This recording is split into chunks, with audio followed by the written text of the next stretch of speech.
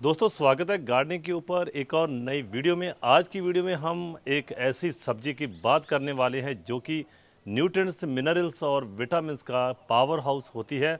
जी हाँ, मैं बात कर रहा हूँ परवल की सब्जी की या परवल के पौधे की। अगर आप नए नए गार्डनर हैं, आपने नई नई गार्डनिंग शुरू की है, तो दोस्तों इस सब्जी को भी आप आसानी से अपने घर में उगा सकते हैं। इसके मेडिसिनल गुण भी होते हैं, बनने में भी यह स्वाद होती है। तो दोस्तों चलिए हम शुरू से लेकर बात करते हैं कि हमने इस परवल की बेल को कहाँ पर उगा रखा है। आप नीचे देख सकते हैं कि हमारे पास 8 बाई 3 फुट की जो क्यारी है दोस्तों, ये ग्रो बैग टाइप कपड़े से बनी है। आप देखिए ऐसे ग्रो बैग बाज़ार में आम ही मिल जाते हैं, तो आप ऑर्डर पर भी ऐसे क्यारियाँ बना सकते हैं। दोस्तों ज़रूरी नहीं है कि आपने परवल की बेल को क्यारी में ही लगाना है, आप इसको ग्रो बैग में भी लगा सकते हैं। जैसे कि हम अपनी वीडियोस में अक्सर ही बताते रहते हैं कि जब भी आपने बेलों वाली सब्जियां लगानी है तो कम से कम 15 बाई 15 इंच या उससे बड़ा गमला होना चाहिए, या उससे बड़ा ग्रो बैग होना चाहिए। तो आज हम बात कर रहे हैं कि हमने इस क्यारी में परवल की बेल को लगा रखा है। दोस्तों सबसे पहले जो हमारा पॉटिंग मिक्स था, 50% मिट्टी, उसके बाद 20% हमने नारियल का बुरादा या सूखे पत्तों का इस्तेमाल किया है। दोस्तों नारियल का बुरादा और सूखे पत्तों के इस्तेमाल से क्या होता है कि मिट्टी भुरभुरी हो जाती है, क्योंकि परवल की बेल को भुरभुरी मिट्टी जो है वो पसंद है, उससे ये बढ़िया और आसानी से हो जाती है। इसके बाद बाकी का 20% हम ऑर्गेनिक फर्टिलाइज़र डालते हैं। अपने घर में ही हम किचन कंपोस्ट तैयार कर लेते हैं। दोस्तों किचन कंपोस्ट कैसे आप तैयार कर सकते हैं, इसकी डिटेल्ड वीडियो आप हमारी इसी चैनल पर देख सकते हैं।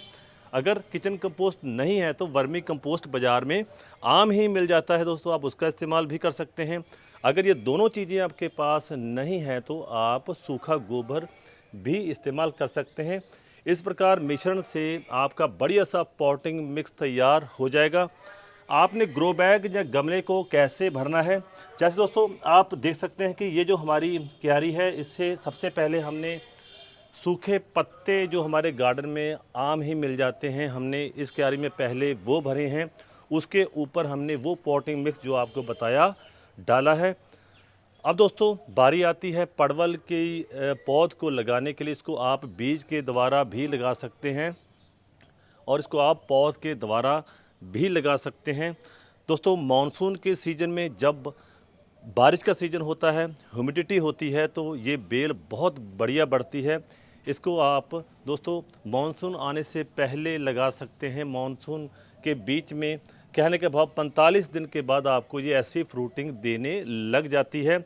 अब आपने दोस्तों कितने बीज कितनी दूरी पर लगाने हैं, देखिए हमने दोस्तों इस क्यारी में केवल जो हैं 3-4 पौधे ही लगाए हैं। अगर आपके पास ऐसा ग्रो बैग है जहाँ ऐसा 15 बाई 15 इंच से बड़ा गमला है, तो आपने केवल 3 बेलें ही या 3 बीज ही इसमें लगाने हैं। उसके आपने अच्छी से परवरिश करनी है, समय समय से आपने उसमें पानी डालना है, जिससे कि ये बेल बढ़िया ढंग से हो जाती है। जैसे आपको बताया कि मानसून का सीज़न इसके लिए फेवरेट सीज़न होता है बढ़ने के लिए। आप अक्सर देखेंगे कि बेलों वाली सब्जियां तकरीबन इस सीज़न में बढ़ती ही हैं। दोस्तों ये ऐसी सब्जी है जिसके मेडिसिनल गुण भी होते हैं, जैसे कि परवल की सब्जी, या कह लीजिए परवल आपके डाइजेशन सिस्टम को प्रमोट करती है, इम्यून सिस्टम को ये सपोर्ट करती है, वेट लॉस के लिए ये बहुत अच्छी होती है, आपके डायबिटीज़ को भी मैनेज करती है। एक सब्जी में इतने गुण जो हैं वो दुर्लभ ही होते हैं। सो दोस्तों आप भी अपने घर में ऐसे परवल की बेल लगा सकते हैं, आपको खाने के लिए एक स्वादिष्ट सब्जी मिल जाएगी। बाकी दोस्तों जब आपने पौध को लगा लेना है, पौध को लगा लेने के बाद आपने पहले 20 से 30 दिन कोई भी फर्टिलाइज़र इस्तेमाल नहीं करना, क्योंकि पॉटिंग मिक्स में ऑलरेडी ही फर्टिलाइज़र होता है।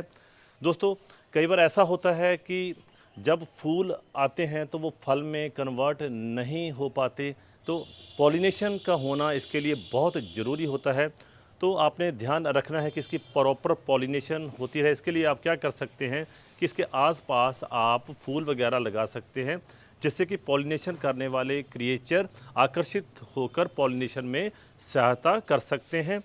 बाकी दोस्तों आपने समय समय पर पानी देना है, क्योंकि जब फ्लावर्स आ जाते हैं तो पानी का सही ढंग से देना बहुत ज़रूरी हो जाता है, क्योंकि फ्लावर्स तब ही झड़ते हैं जब अंडर वाटरिंग हो जाती है, जहाँ ओवर वाटरिंग हो जाती है। तो आपने इस बात का ध्यान रखना है, जब फ्लावर्स फ्रूटिंग में कन्वर्ट हो जाते हैं तो पानी की मात्रा को आपने बढ़ा देना है, क्योंकि ये सब्जी मानसून में होती है तो पानी की रिक्वायरमेंट इसकी ज़्यादा होती है।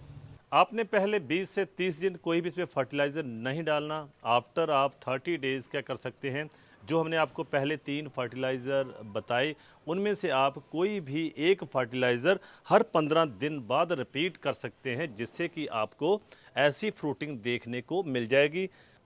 अगर दोस्तों आप गार्डनिंग की शुरुआत कर रहे हैं, मानसून का सीज़न है, तो इससे बढ़िया कोई और सब्जी नहीं हो सकती जिससे कि आप आसानी से शुरुआत कर सकते हैं।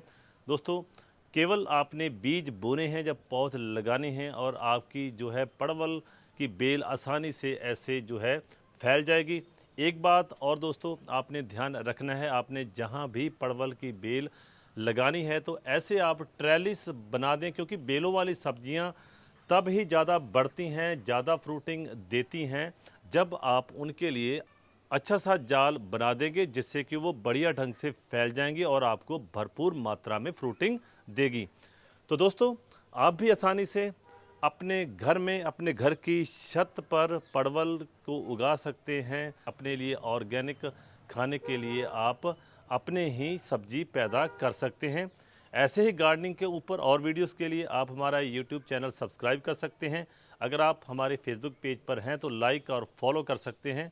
दोस्तों फिर मिलेंगे गार्डनिंग के ऊपर किसी नई वीडियो में नए कंसेप्ट के साथ। तब तक आप सभी को हैप्पी गार्डनिंग, हंसते रहें, आबाद रहें।